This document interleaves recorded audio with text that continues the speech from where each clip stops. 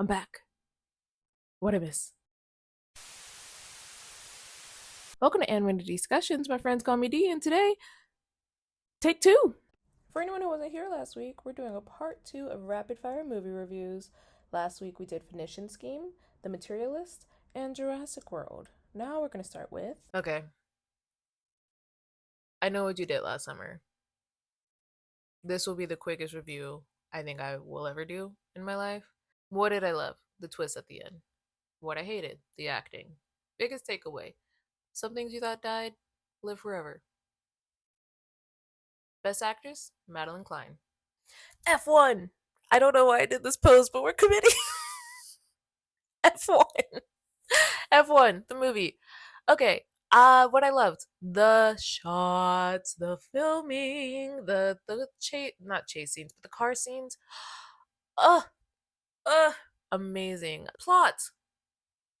Guys. The plot. We love a good plot. Ugh. Anyways, okay, come back.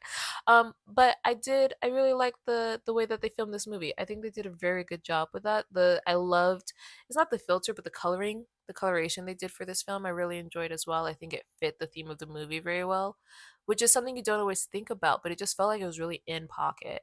And the scenes where they're driving were just insanely good, insanely good. I love them. I love them.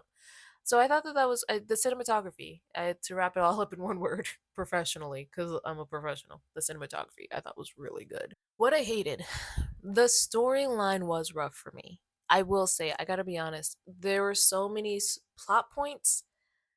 Some they just added just for a little pizzazz, a little razzle dazzle, a little je ne sais quoi, and I was like, okay, what are we doing with nothing? It's just here. We're not gonna really like explore that. Okay, so there are a lot of holes story wise that I was just like, there's so much missing here.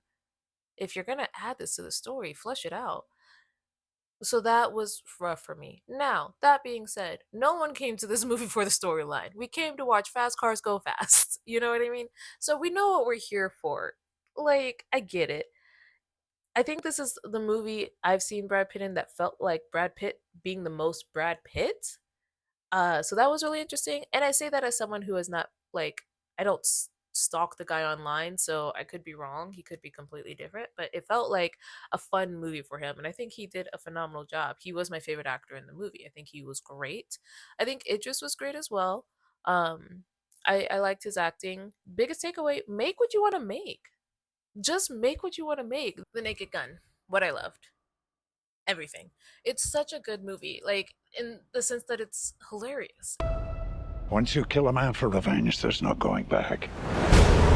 A voice in your head saying over and over, "That was awesome." I loved it because I felt like it really stuck to the original in that they got an action star to play comedy as opposed to a comedy star to do a comedy action. You know what I mean? The original actor was known for action. He didn't do comedy until Naked Gun, and then his his career skyrocketed as a result. Neeson is not known for being funny, and he killed this role. It was so good to watch. Chef's kiss. I loved watching him do it. I thought he did a great job. Best actor, absolutely Liam. As far as what I didn't like, there's not much I didn't like about this. It's a fun movie. It's supposed to be one of those movies that don't get critiqued, you just enjoy. And I enjoyed it. I think they did a really good job with that. This oven is disgusting. Biggest takeaway, sometimes a revamp's not so bad. I get real annoyed sometimes of like, we didn't ask for a remake of this movie or the live action of this cartoon, things like that. But I think that this was fun. I don't think anyone asked for it, but I think this is one of those ones where it's perfect to make it happen. And then they did a good job in making it happen. You know, it's just like, this is just a funny bit. So I thought it was a real fun movie. I enjoyed it. I would absolutely watch it again. Last movie, Fantastic Four. What I loved. Guys, hear me out. Here's what I loved. The color scheme, blue and that nice cream color. Ooh, loved it. That was like a cashmere turtleneck. That cream color was perfect. But here's what I loved. in the movie, you see a lot of extras wearing the same colors that Fantastic Four. They're wearing their brand colors because normally the main character has a certain color that they wear that the no one else in the movie wears for a few reasons. It makes them stand out. It makes it easy for the eye to find that character when you're filming, when you want someone to focus on someone quickly. They do that to make people stand out. The fact that they had other people, not the Fantastic Four, in those colors, even at the same time the Fantastic Four were in those colors, it was a really great way to showcase how much they were admired in that world. Even the cityscape had some blue in it, and it was like it was a very great way to show how much reverence Fantastic Four had in that city. And it was really cool to watch, and you could see as the fans started to like Fantastic Four less and less people were in blue. And I was just like, I love anything that pushes the story narrative along, and this is one of those ways that they did that, where everyone is wearing, not everyone, but so many people were wearing blue to showcase how much they love the Fantastic Four, and then to take that away. I love storytelling, and I thought that was amazing. So that made me pretty happy. Pretty happy girl, just saying. I honestly was ready to not like this movie. I didn't think I was gonna like it. For a few reasons. Marvel has been doing a lot lately. Also, it's been like they've been doing everything they can to do everything they can and not doing anything they need to. And it's been a little frustrating. It's just so overwhelming to be a fan. And ever since Endgame, it's been downhill. And this is something I told my friend. Endgame was such a high and had such a build up over a decade that anything afterwards obviously was going to be a come down. We know that. You have to go back down to revamp back up. But I think they tried to keep that energy by introducing so many people that it just plummeted even lower than it could have been if they had just been like, now we're winding down so that we could come back up. They tried to stay up and go higher. And so it's been hard to watch Marvel because it's hard to keep up. And then some of the stuff they did just felt so rapid fire that the quality didn't feel the best. I have certain movies I didn't like. Hot take: I loved Eternals. That's how much of a fan I am that I can't remember the name. But I did enjoy that movie. There were some other movies I was like, we could have done differently, and TV shows and all that. And so I was prepared to not like this movie. I thought it was pretty good.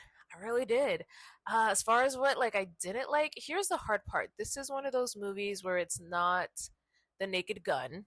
So you just like you just it's not that you don't critique it, and it's not at the level of like Everything Everywhere All at Once or The Passion of Joan, where like it needs to be critiqued because it's that level of filmmaking.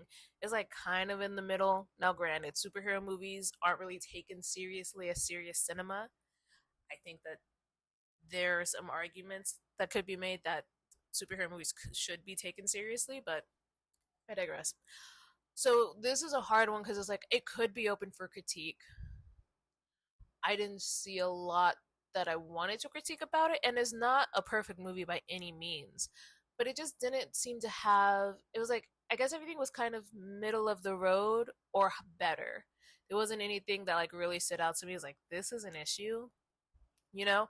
So that's hard because I try to push myself to find things to critique about movies, not to be difficult, but to help myself grow as a filmmaker of like what is your voice, what do you want to do. And so that was an interesting thing of like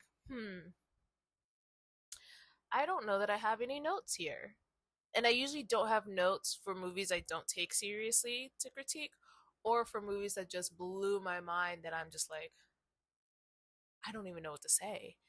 And Fantastic Four isn't either of those. So it's very interesting that I don't really have a lot of notes, but I think it's because Marvel movies tend to tie in with other movies. And so I think, yes, you can critique them as a standalone. I absolutely did that for Thor 2. Also, there are some movies that get even better once you see what they're attached to, what's coming next, what they're alluding to. And so I think I might want to wait and see how it ties in with everything coming up with Doom and stuff to see if that changes my opinion. Maybe. The best actress for me, Vanessa Kirby.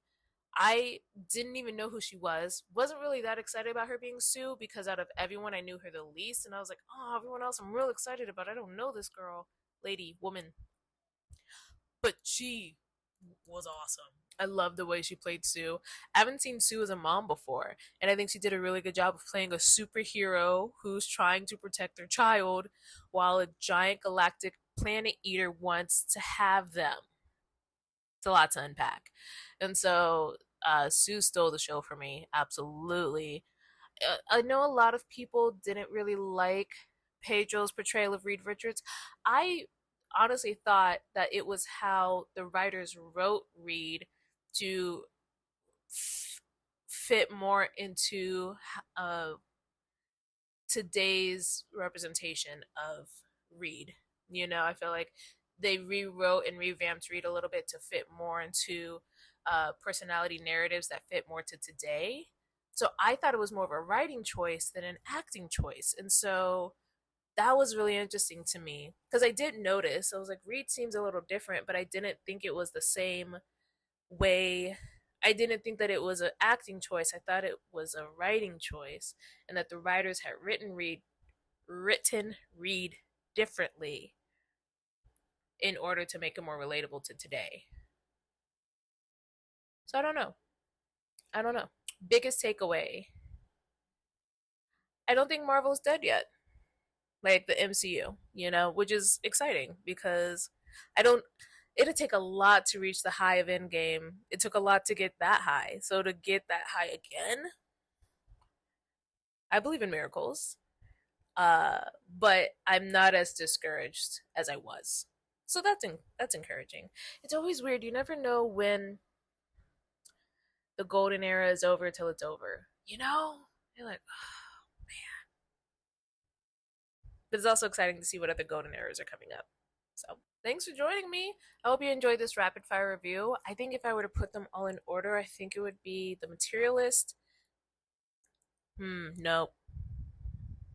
I think it would be Last Summer, The Materialist, Finishing Scheme, Jurassic World, Naked Gun, Fantastic Four, and then F1. I can't tell if I would switch F1 and Fantastic Four. I don't know. I think F1 should be first. Anyways, let me know your opinion. Let me know what you think. I hope you guys enjoyed it. If you did, let me know. Put it in the comments. I'll do another one like this. As always, I hope you guys have an amazing day and see you later.